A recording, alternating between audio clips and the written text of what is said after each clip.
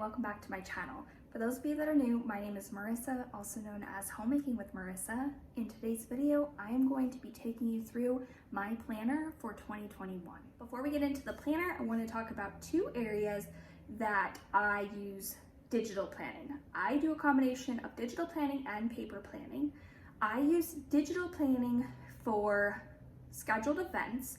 In my phone, I put any upcoming doctor's appointments, anything that I have that is going to be an event happening in the distant future.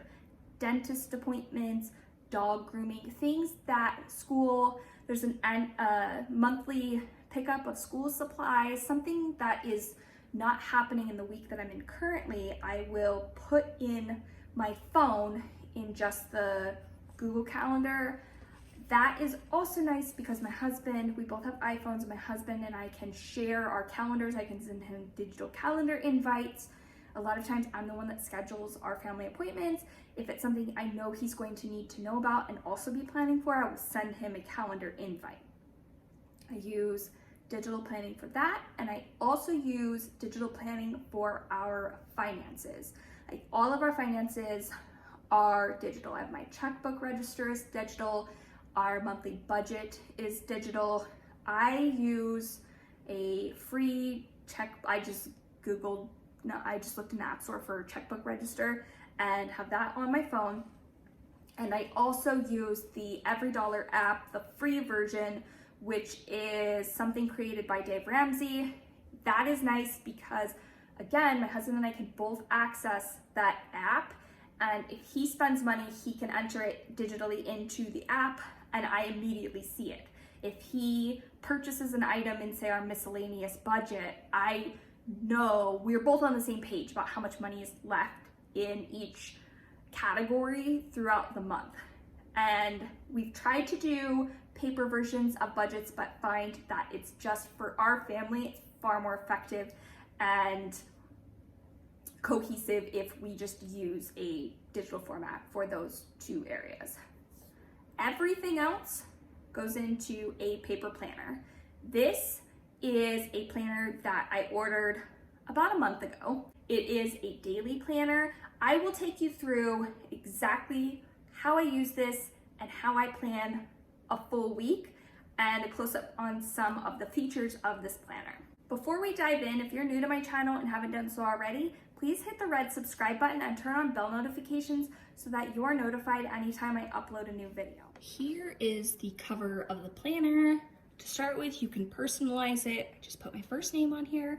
And then I had a quote that I put at the bottom. I just wrote, "Find joy in the small moments," which I thought would be a really important concept to carry forward into next year.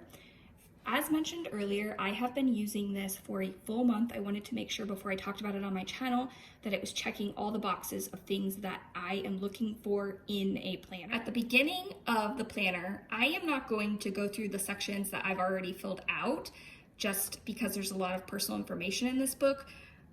You set 3 goals for yourself. This is a 16-week planner, and the best part about it is they do not pre-fill in the dates for you, so you can start it at any point throughout the year. This is not a book that only can be started in June or in January, and the rest of the pages are wasted if you've already passed that part of the year. I have set my 3 goals, and there are monthly checks throughout the book of your progress that you're making on those goals. Let me show you. See how you're feeling about the goal, your top 3 achievements pertaining to the goal, obstacles so far, and next steps. It outlines this monthly for all 3 of the goals that you have set for yourself, which I find really helpful. There's also a spot monthly for more thoughts and ideas. Next, there is a weekly breakdown. I will take you through how the pages are laid out, and then the specific things that I track in my planner. At the top, there is a spot to indicate what the week is that you're planning for. Week overview. In this section, it outlines Monday through Sunday. I indicate any scheduled appointments that I have. If we have a dentist appointment, a school supply pickup, a dog grooming, anything that is in my Google Calendar will be transferred to this section of the weekly planner. And then over here, I will put notes pertaining to that week.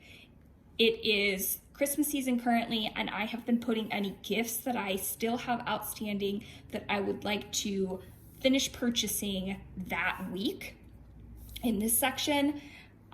This is a pretty fluid area for me, and I haven't decided yet what I will be utilizing these lines for when the new year rolls over. Perhaps I would put if there were any birthday cards I needed to send out, birthday gifts I needed to purchase, anniversary gifts, things of that nature. I may use that if there are things throughout the week to indicate here. The next page is a spot to circle the month that you're working in. And this page was probably the selling point for me of this planner. You are able to indicate your top 3 priorities for each week. I am notorious for making very long to-do lists and not always completing tasks in the appropriate order. I have really been appreciating being able to indicate what are the top 3 most important priorities for the week. And if I complete these 3 things, I can feel like I had a successful, productive week. Now, there is also a spot here to indicate additional important to-dos. I always fill this thing up, and most weeks I get to everything on my to-do list. But if I don't, that may be bumped to a priority for the following week. I just focus on making sure these top 3 most important things are done each week. Over here is a spot for habit tracking. These are the specific habits that I have elected to track. I have a certain amount of water that I want to drink each day, yoga, meditation, making sure that the kids are getting some outside time. I work from home and I plan my own schedule. I indicate whether or not I worked the number of hours I intended to that day. If I've completed my planner for the next day, if I've indicated in my electronic budget any purchases that were made that day, self-care, and oftentimes I will add down here if I have woken up early. I am not naturally an early bird. I have found, however, that I feel much better and I am able to start tackling things like yoga, starting to drink water, and meditation before my kids even wake up in the morning. I'm also in a better mood. I'm far more prepared for the day if I've already gotten up before them and gotten ready. At the bottom here, there is a spot for notes and thoughts. I break mine up into 2 sections, work and YouTube. As mentioned, I am able to dictate my own schedule. I have to work a certain number of hours each week, and that can be worked around the kids' school schedule, their Zoom meetings, the assistance that they need with homework, as well as any appointments that I have scheduled throughout the week. At the beginning of each week, I try to outline what my intent is based on this schedule of knowing other things that I have obligations to that week. I will outline which days I intend on working a specific number of hours. If I achieve the number of hours that I intended to work, that's where I will check it off over here. If not, I know that I didn't meet this and I need to modify the number of hours to ensure that I am getting the correct number of hours in each week. I hope that that makes sense. And then over here, if there are any YouTube videos that I need to film, I will put a note to myself here of what videos I'm filming for that specific week. Next is a spot to put your weekly menu. I am very consistent about doing a weekly meal plan for dinner. It is the only way that I ensure that we are not getting takeout food and that we have the appropriate groceries in the home. I fill this out every Sunday. Down here, any notes that I have, this is not an area that I'm using specifically for anything currently, but I may implement that as something in the future.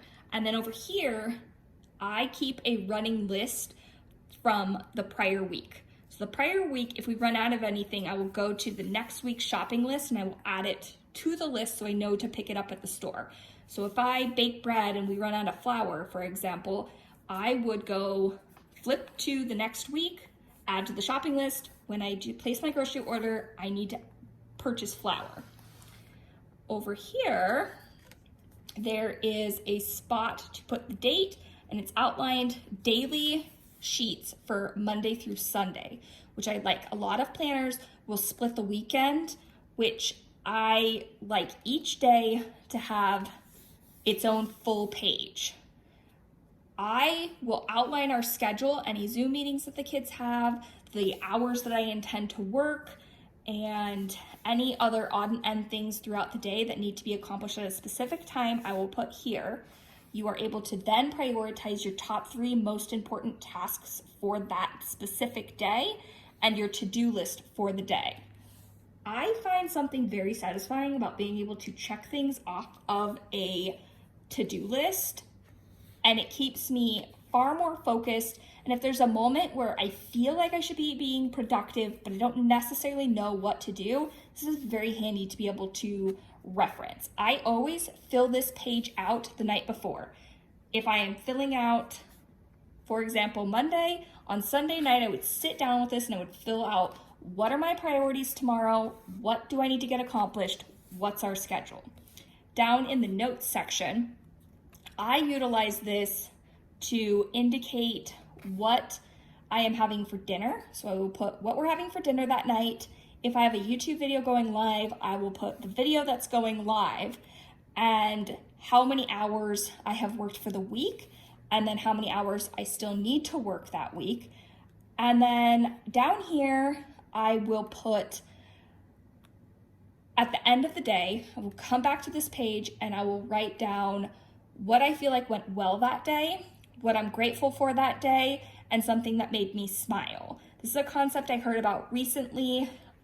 I don't remember if it was in a book that I read or some sort of motivational podcast, but it said every night before you go to bed, if you indicate something that you're grateful for, something that made you smile, and something that went well, it helps with helping you fall asleep. And if you struggle with things like insomnia or anxiety, that it sends you to bed thinking about something positive. That is something that I have tried to integrate. This ends up being kind of like a journal. It continues, each page is the same for the remainder of the week.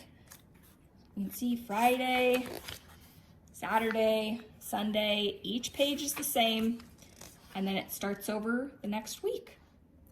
I want to thank you all for watching today. If you're new to my channel and haven't done so already, you can subscribe by clicking on my face here. I will have an entire playlist full of productivity tips here, as well as an additional video for you here. I hope you're all staying happy and healthy. Bye.